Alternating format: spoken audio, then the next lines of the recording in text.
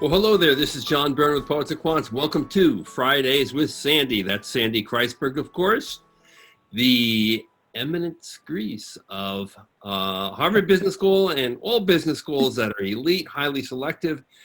He reads the tea leaves like nobody reads the tea leaves. And today we have a really fascinating candidate.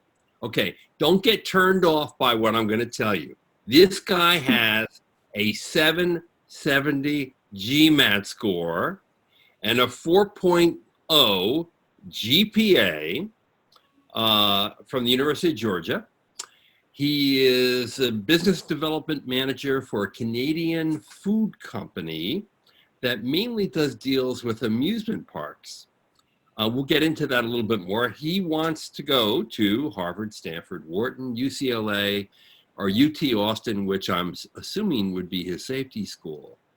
Sandy, what do you think? Well, I just for openers, Wharton would go for this in a big way because they'll go for the 770, they'll go for the 4.0, and the guy's not too shabby. Tristan is not too shabby beyond all that. I think at HBS, what you got is a white male with a 4.0 and a 770. And a work history that could be interesting, the food and beverage, the restaurant space. I think Harvard would view that as a real plus, excuse me, in the classroom. I mean, you don't see many MBAs with this kind of background.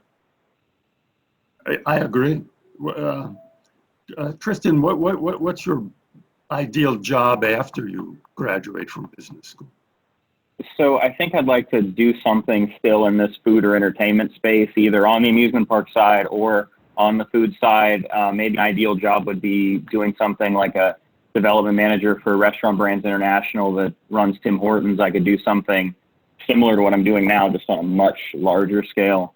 Would you ever think of getting involved in the food and beverage space at a consulting company like, McKinsey or BCG for a couple of years? I'd rather not, but if that's what would make the most sense. Somebody might scratch their head and say, what you're doing now is post MBA work. What do you need an MBA for? And let's explain a little bit more about what he does. Yeah, Tristan, why don't you explain a little bit more about what you do? We didn't really get into much detail there. Yeah, so I run the U.S. expansion for Beaver Tails, which is a Canadian food and beverage chain. We got about 140 locations up in Canada, a dozen here in the U.S., prominently in amusement parks. I'm the only U.S. employee. I report directly to the CEO and all the different board of directors, and run the business and keep the lights on in the U.S. And you're negotiating with companies like Disney and other big companies on these deals. Yeah, most of the big amusement park companies I am dealing with, executive level, EVP level folks doing expansion deals and checking in on our locations and everything like that. And you're only 24. I am. Yeah, well, I'm impressed.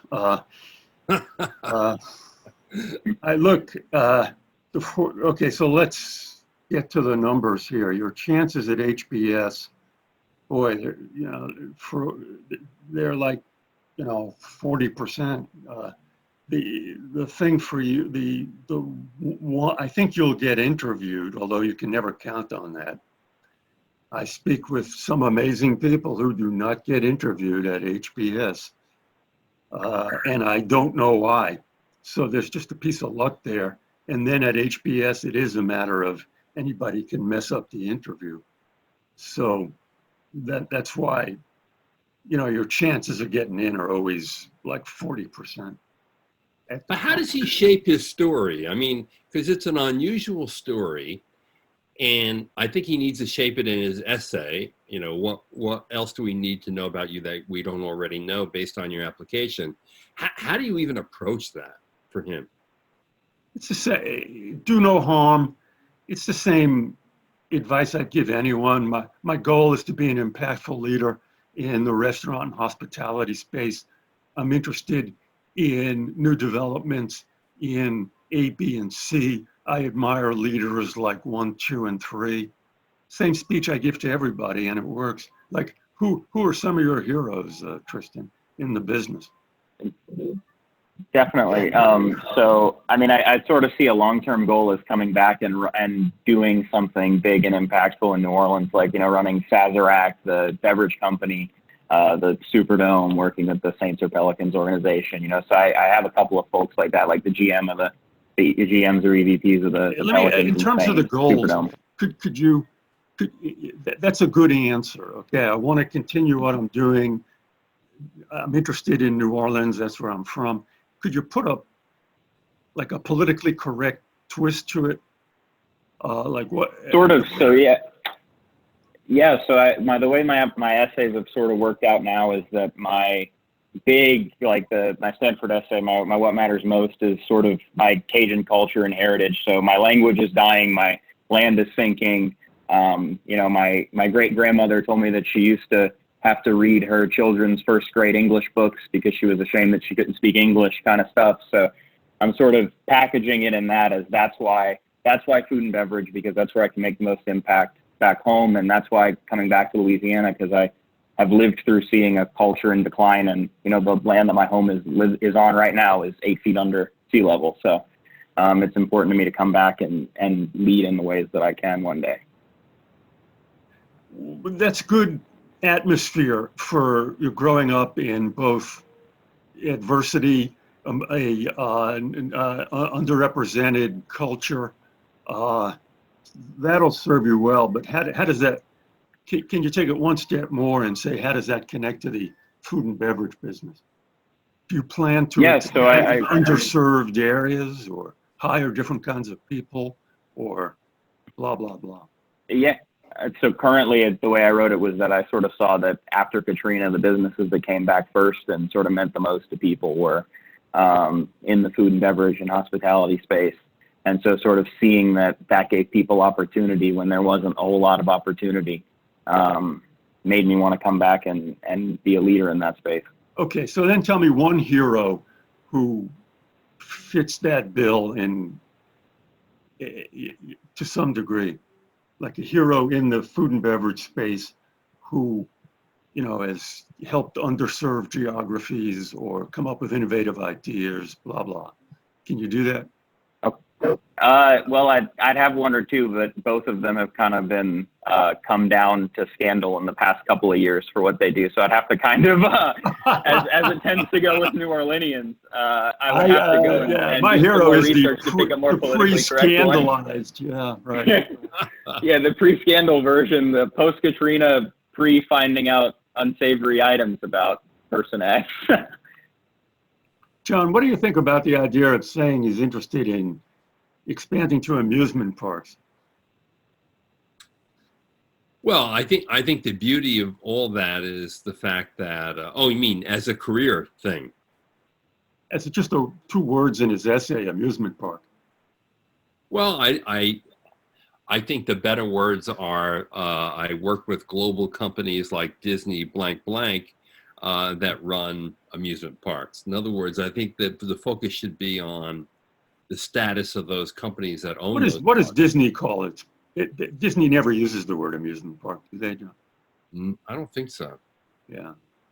I sort of lean towards entertainment business on the Sandy's applications for a more prestigious, status-filled for amusement park. Not prestigious, just the actual term used in the business. That's what I'm suggesting. Find out, just go to the Disney website, find out how they describe their parks. I think they call them parks, right?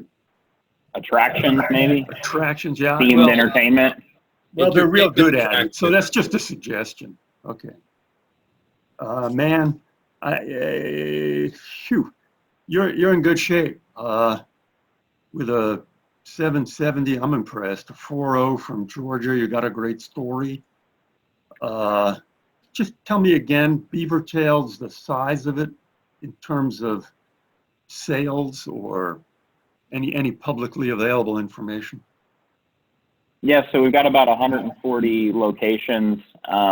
in Canada, about a dozen in the U.S., a couple of others around the globe. Head office size up in Canada is about 25 folks, and then there's me in the U.S. and that runs the other international businesses as well. That's that's a legit company. Yeah. Even though my guess is the schools haven't heard of it. Which gets me to this. Okay, so non-feeder undergraduate degree, Right. University of Georgia, non-feeder company, stats through the roof, 770, 4.0. This is a guy that this is a guy for whom the GMATs were intended. Okay. Yeah. This is what the GMAT is for.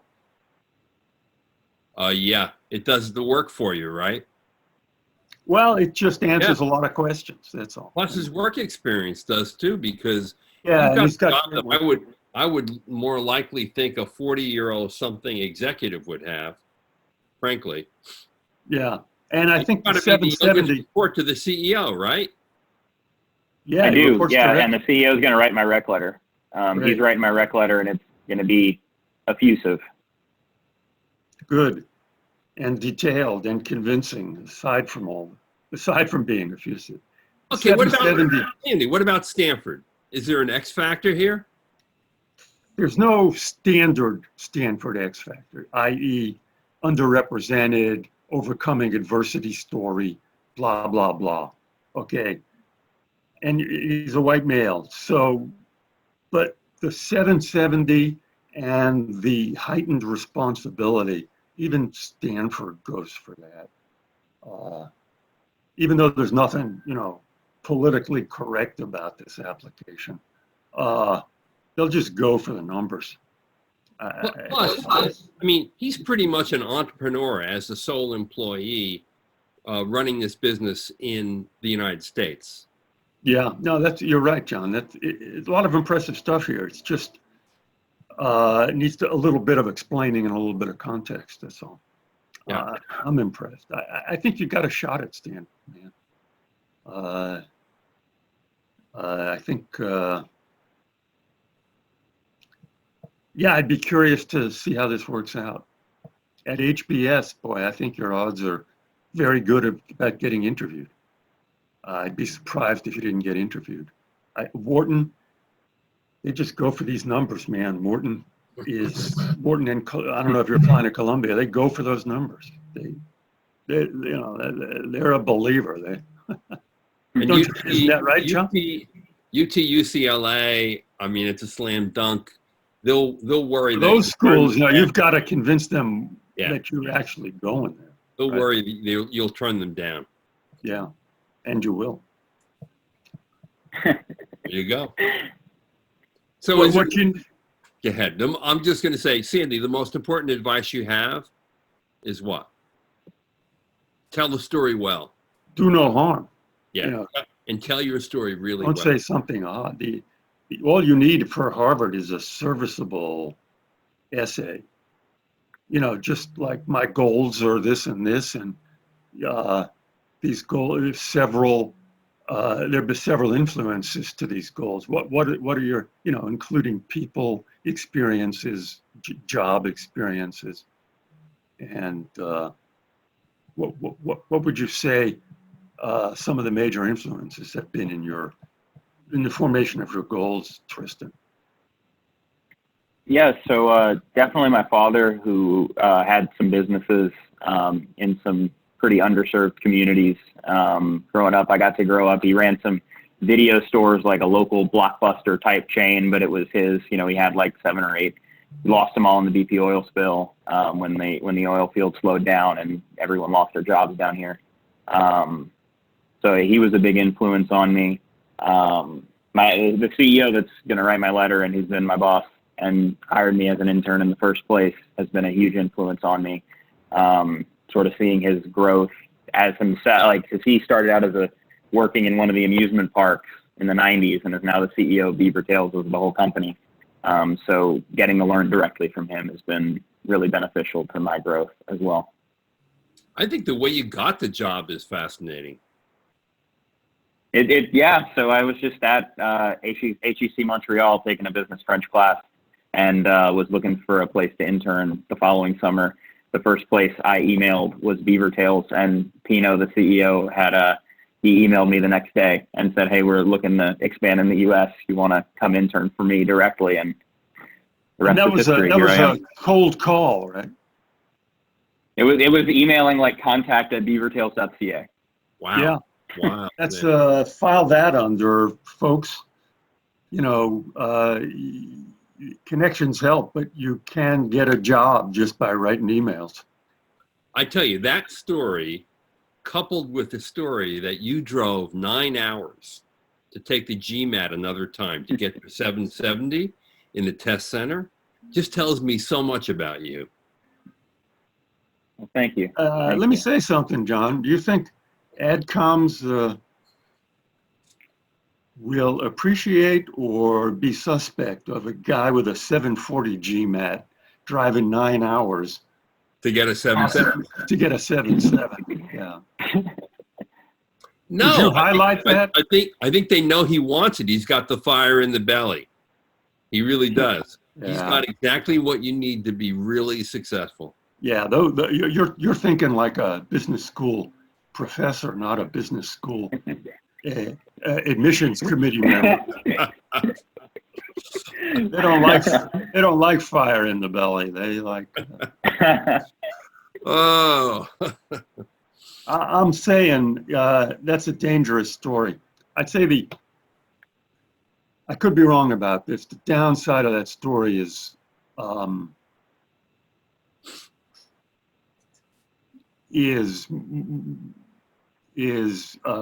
outweighs the upside. The downside, somebody could be reading this, they go, I know guys like this. He's a gamer, man. That's what they'll say. That's the kiss of death. You know that word? Yeah, it's a possibility. Okay. Yeah. So again, do no harm. Don't take chances. Right. Yeah. No need exactly. to explain anything there. Yeah. Although I'm impressed. Well, thank you. Yes, I'm impressed too, but you and I don't have the mindset of an admissions committee, John. Yeah. That's why we're doing what we're doing. That's why we are the explainers of the admissions committee. All right. Your chances are really good. You put a lot of work in. You're doing really interesting things. You're out of the pile immediately because your background distinguishes you. Get ready. Get ready to go. Cool. You're going somewhere. Great. Well, thanks. Hopefully you get into your first choice school. So good luck to you. Sandy, thanks again. Adios. This is Tristan, Fridays with Thank Sandy. y'all. John You're in Byrne, good shape. Thanks for watching.